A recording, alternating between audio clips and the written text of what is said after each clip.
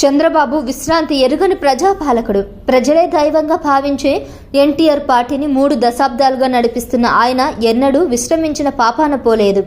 ఆయనకు తెలిసిన మొదటి 3 సూత్రాలు పని పని పని. ప్రజా సమస్యల పరిష్కారం కోసం ఆయన నిద్రాహారాలు మానేసి పనిచేస్తారు. సమస్య ఎక్కడుంటే ఆయన అక్కడ వాలిపోతారు.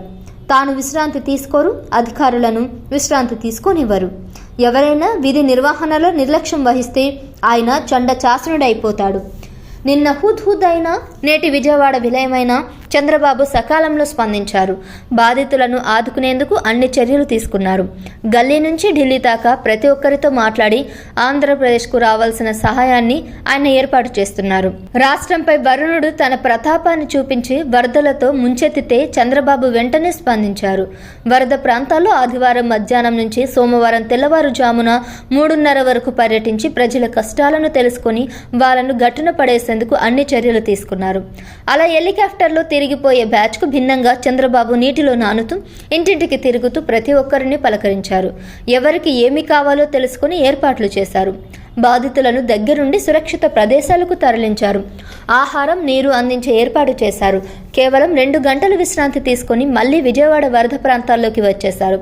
ఒకసారి పడవలో, మరోసారి వరద నీటిలో కాలి నడకన వెళుతూ ప్రజల సమస్యలు తెలుసుకున్నారు. చంద్రబాబు ఆదివారం రాత్రంతా జాగారం చేశారు. విజయవాడ పరిసర ప్రాంతాలు వరద నీటిలో చిక్కుకుపోవడంతో ఆయా ప్రాంతాల పరిస్థితిని సీఎం ఎప్పటికప్పుడు తెలుసుకున్నారు. ప్రతి 2 గంటలకు టెలికాన్ఫరెన్స్ నిర్వహించారు. అదేవిధంగా మీడియాను సైతం నిద్రపోనివ్వకుండా పదే వారి నుంచి కూడా సమాచారం సేకరించారు. విజయవాడలోని ఎన్టీఆర్ జిల్లా కలెక్టరేట్లో సీఎం ఉన్నారు. అక్కడి నుంచి విజయవాడ పరిస్థితిని ఆయన గంటకు సమీక్షించారు. బాధితులకు ఆహారం, తాగునీరు అందించే బాధ్యతలను విజయవాడ ఎంపీ కేసినేని చిన్నికి అప్పగించారు. ఇదే సమయంలో మంత్రులు ఇక్కడున్న తక్షణమే విజయవాడకు రావాలని ఆదేశించారు.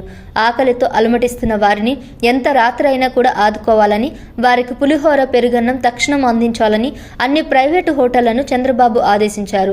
అదే సమయంలో 5 లక్షల వాటర్ బాటిళ్లను తక్షణం బాధిత ప్రాంతాలకు తరలించాలని కూడా చంద్రబాబు సూచించారు. ఈ బాధ్యతలను కూడా పార్టీ నాయకులు, మంత్రులు తీసుకున్నారు. ఎక్కడ అలసత్వం చేస్తే సహించేది లేదన్నారు. రాత్రిపూట కూడా మరోసారి సింగ్ నగర్ ప్రాంతంలో వరదలు చిక్కుకున్న వారిని పరామర్శించారు. నేడు పని చేస్తాను, నాతో ఉండాలంటే మీరు కూడా పని చేయాలన్నది చంద్రబాబు ఫిలాసఫీ. చంద్రబాబు కష్టపడి పైకి వచ్చిన నాయకుడు.